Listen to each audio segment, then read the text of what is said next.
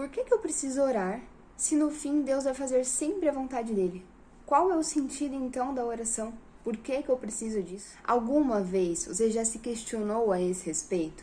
Se sim, você não é o único que já se fez essa pergunta. Eu também já me perguntei isso muitas vezes e hoje quero conversar com você a respeito disso um pouquinho. Antes, se esse vídeo estiver te abençoando, por favor deixe o seu like, porque isso me ajuda muito e ajuda outras pessoas a encontrarem ou se depararem com esse vídeo também. E se você achar que esse vídeo serve de bênção também para outra pessoa, por favor compartilhe com essa pessoa para que ela conheça a verdade, conheça Jesus e se aproxime ainda mais de Deus. Agora, vamos ao vídeo. Deus criou o homem e a mulher para que pudessem viver em perfeita harmonia e intimidade com Ele. Deus amou o homem e a mulher. E ali, num lugar tão especial como o Jardim do Éden, que o próprio Deus havia criado para que eles se relacionassem, não havia nada de ruim, não havia nenhum tipo de sofrimento e nenhum tipo de dor. Mas, em um determinado dia, o homem decidiu não caminhar mais com Deus, escolheu não viver com Deus e traiu o amor do seu próprio pai. Dessa forma, eles precisaram ser expulsos do Jardim do Éden. Mas, antes de serem expulsos, o bom pai tinha um plano de restaurar essa amizade, de fazer com que o homem, que agora era um inimigo de Deus, voltasse a ser seu grande amigo. E esse plano aconteceria através de um homem que nasceria do ventre de uma mulher e pisaria a cabeça da serpente, derrotaria Satanás, o inimigo do homem e da mulher. Hoje nós sabemos Jesus Cristo. Para cumprir esse plano, Deus agora vai começar a comandar e coordenar toda a história de forma que essa promessa se cumprisse. E hoje eu e você pudéssemos ser reconectados ao nosso Deus, reconectados ao nosso Pai, deixando de ser inimigos de Deus e nos tornando amigos de Deus. Porém, quando o homem saiu do jardim, a humanidade começou a se multiplicar. E junto com essa multiplicação, a perversão humana também começou a aumentar, e aumentar significativamente, a ponto de chegar num nível que Deus não pôde mais suportar tamanha maldade e violência, e decidiu lançar sobre a terra um juízo. Esse juízo viria em formato de dilúvio e exterminaria toda a humanidade e tudo que se encontrava aqui na terra. Porém, Deus tinha uma promessa declarada sobre Adão, sobre Eva, declarada sobre a humanidade. E Deus não é homem para que minta. Ele cumpre com as suas promessas. É por isso que quando Deus olha para a terra, ele encontra um único homem, uma esperança. Um homem que sinceramente tinha um coração que desejava amar a Deus, que ainda desejava viver com Deus, mesmo em uma realidade tão perversa e tão imoral. Esse homem era Noé. E é através desse homem que Deus vai continuar o seu plano de restauração.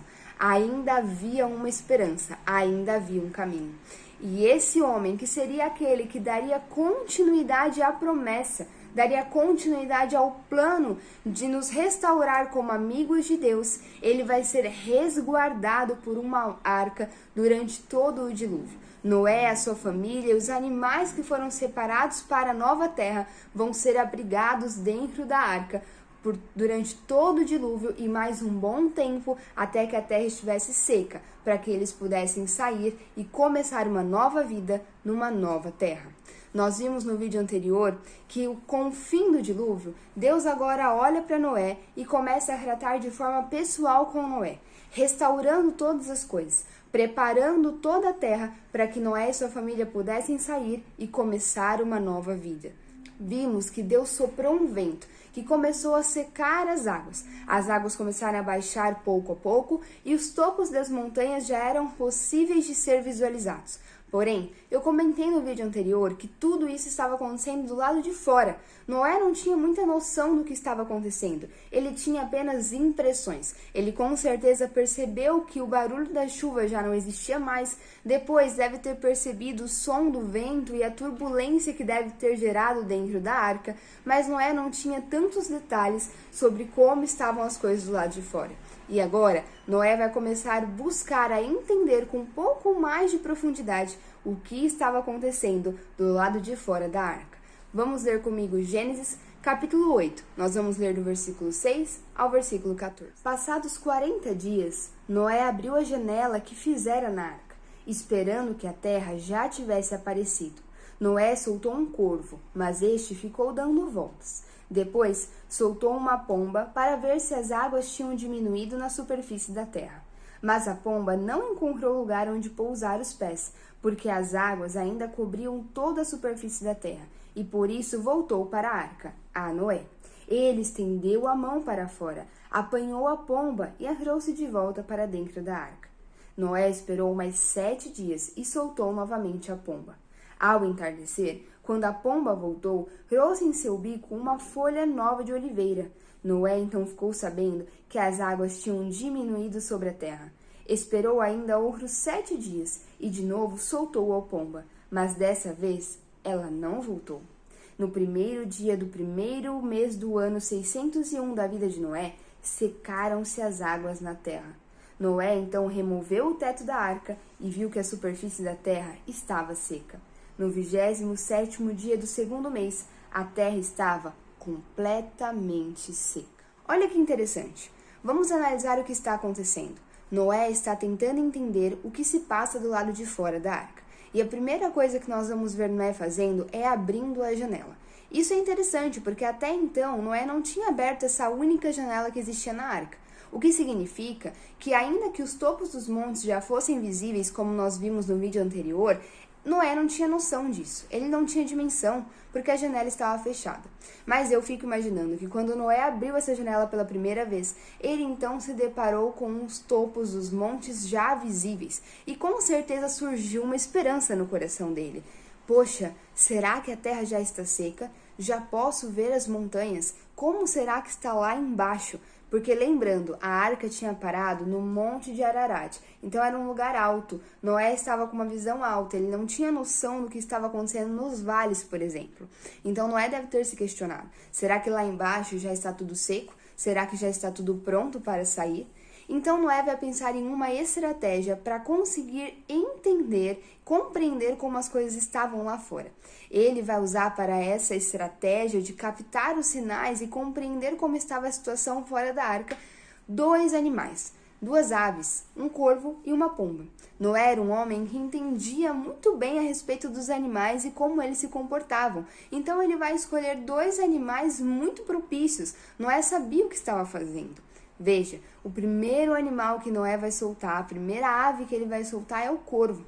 O corvo é um animal que se alimenta de carne morta, carne em decomposição. Ou seja, se o corvo fosse enviado por Noé e ele não voltasse, muito provavelmente esse corvo teria pousado em algum cadáver, em algum corpo que ele encontrou. Afinal de contas, nós precisamos lembrar que eles tinham acabado de passar por um dilúvio, pelo extermínio de tudo que ficou fora da arca. Então, muito provavelmente, Noé imaginou que pudesse ter corpos lá embaixo. E aí, se o corvo encontrasse algum corpo, ele muito provavelmente pousaria nesse corpo e ficaria se alimentando desse corpo, dessa carne em decomposição, e não voltaria para a arca. Só que não é isso que vai acontecer. A Bíblia diz que o corvo ficou dando voltas, ele não achou onde pousar. O que vai fazer com que Noé chegue à conclusão de que a terra ainda estava muito molhada, de que ainda tinha muita água e que não era possível nem encontrar ainda os corpos em decomposição, que muito provavelmente estavam na profundeza dessas águas. Então Noé vai chegar à primeira conclusão: ainda existe muita água lá fora.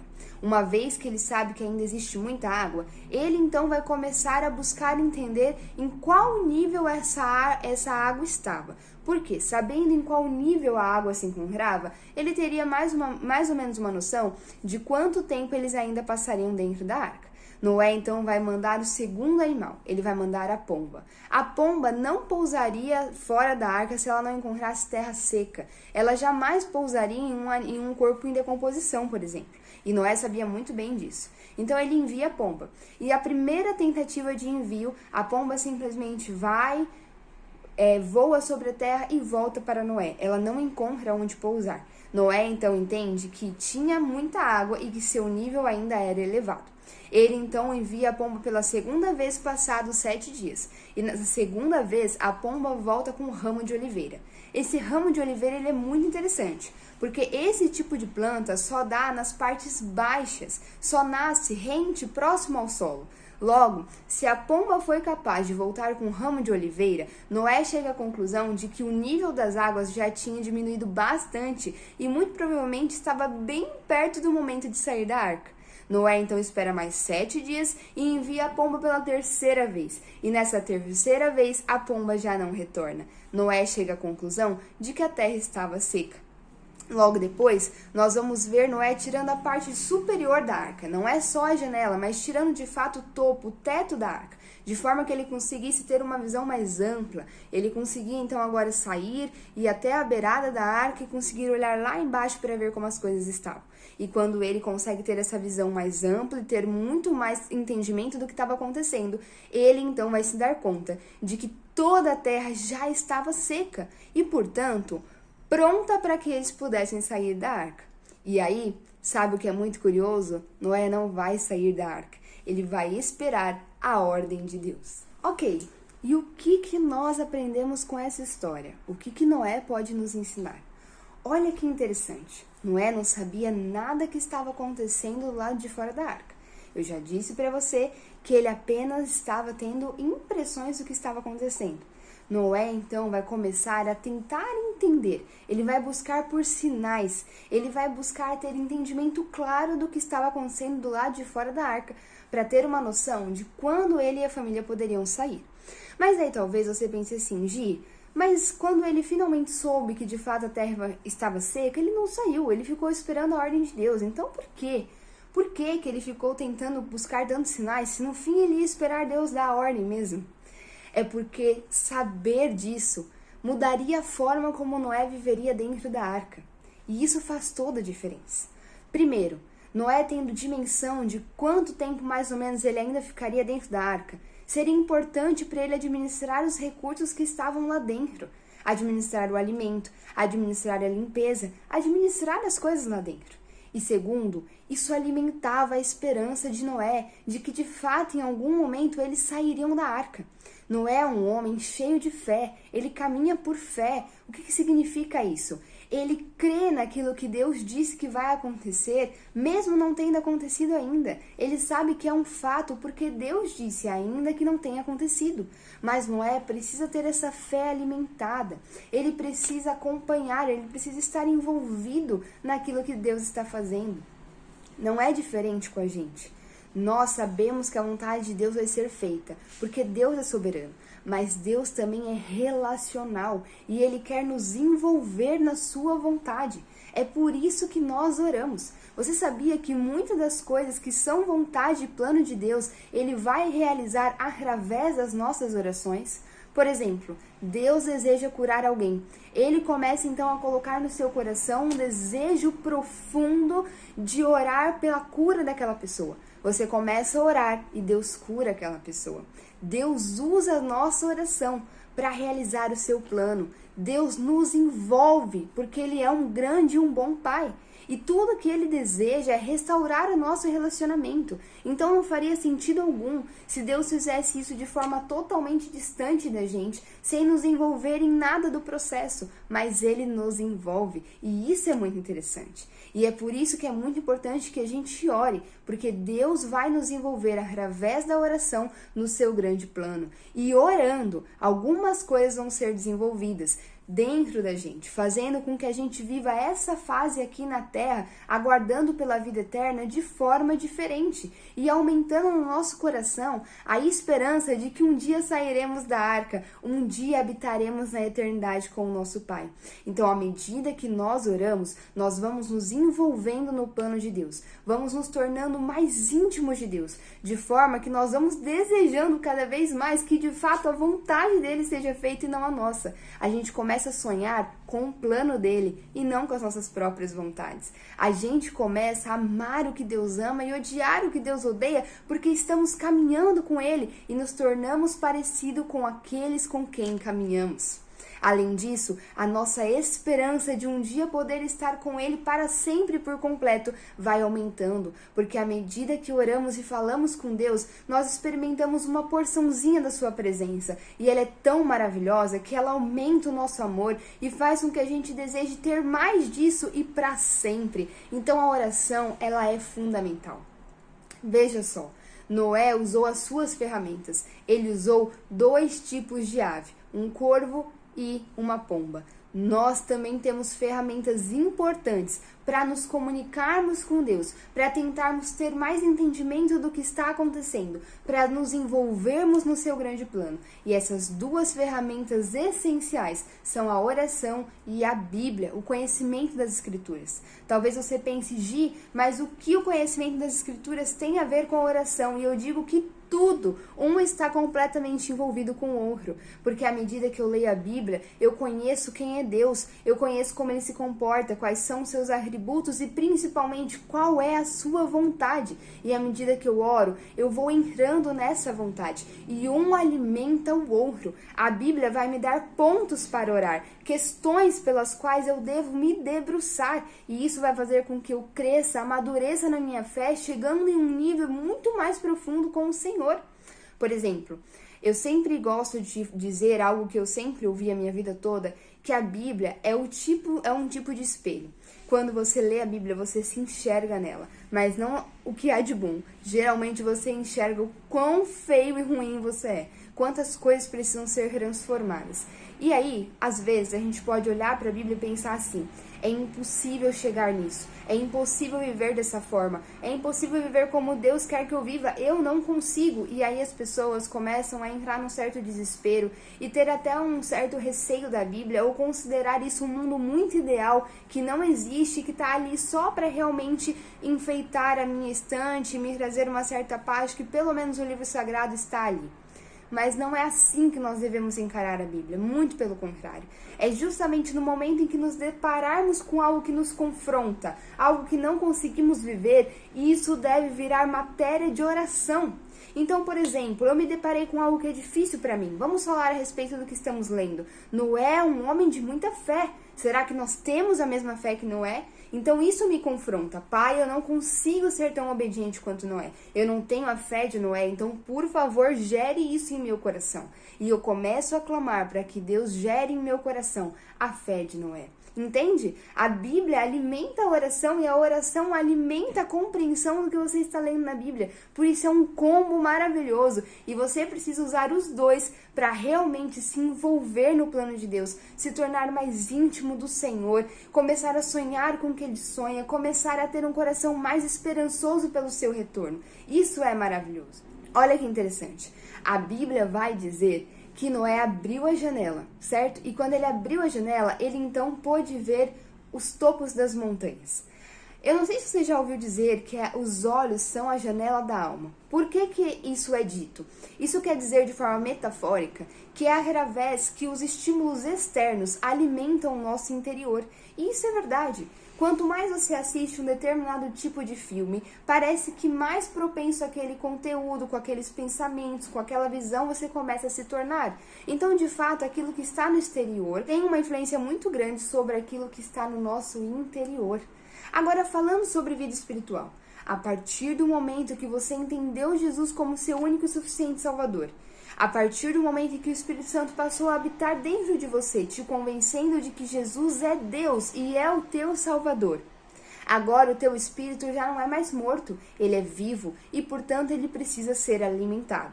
E para ele ser alimentado, esse alimento virá de estímulos externos, mas não é qualquer tipo de alimento. Se você alimentar o espírito com trevas, ele vai ficando cada vez mais camuflado dentro de você e a sua carne vai tendo mais força e vai agindo sempre contrário à vontade de Deus. Agora, se você alimenta o seu espírito que foi vivificado por Jesus Cristo, ele vai se tornando fortalecido, muito mais forte do que a sua carne. E agora ele prevalece nos seus hábitos, mudando a forma como você vive aqui na terra. Se você abrir a janela, Se você se expuser a um alimento de qualidade ao seu espírito, e esse alimento vem através das escrituras e de uma vida de oração, o que vai acontecer é que você vai ser capaz de visualizar os topos das montanhas que já são visíveis. Basta que você abra a janela, basta que você se exponha. A verdade já está aqui. Jesus Cristo já morreu e já ressuscitou por você. Você já tem acesso direto ao Pai por conta do sacrifício de Jesus. Então já está lá. Basta que você abra a janela. Basta que você se exponha a um alimento de qualidade. E à medida que você vai se expondo a esse alimento e correspondendo com a sua oração, o que vai acontecer é que você vai estar enviando aves para identificar o que está acontecendo no mundo espiritual. E essas aves que estão indo, elas vão dizer para você como que está o nível de água ali no mundo espiritual. Sabe o que vai acontecer? O Espírito Santo vai começar a sondar o seu coração, investigar o seu coração. E ele vai trazer para o seu entendimento o que ainda está lá dentro que precisa ser corrigido.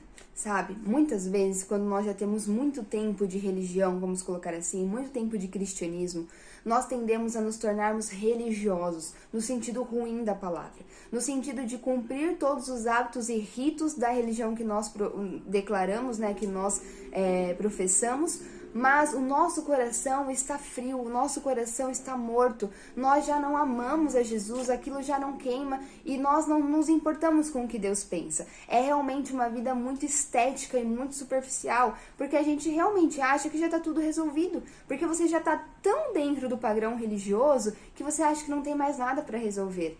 Mas se você pedir para o Espírito Santo investigar, sondar o seu coração, você vai descobrir que ainda tem muita água barrenta para tirar aí. Ainda tem muita água suja para que você possa ser limpo e se tornar cada vez mais com Jesus. Peça ao Espírito Santo para que ele te mostre isso. E quando o Espírito Santo mostra, ele gera no nosso coração um arrependimento genuíno. E diante disso, você vai poder pedir perdão a Deus. E Jesus tem todo o perdão para te oferecer. E uma vez que ele te perdoa, você começa a ser curado desses problemas. E a sua vida aqui na Terra também se torna diferente. Além de identificar se ainda tem água ali naquele coração precisando ser limpo para que então você possa habitar a eternidade, outra coisa que o abrir a janela vai gerar em você é um discernimento de tempos e estações. Discernimento, fazer diferença, compreender o que está acontecendo, separar isso daquilo e conseguir ter clareza do que está na sua frente. Discernimento a respeito das coisas espirituais. À medida que você for crescendo em oração e conhecimento bíblico, você também vai começar a entender que fase da sua vida você está vivendo, o que Deus deseja dessa fase, qual rumo, qual direção você precisa seguir para estar alinhado ao coração de Deus. Outra coisa, além de sondar o coração e aprender a discernir tempos e estações, é que você vai aprender a andar em fé.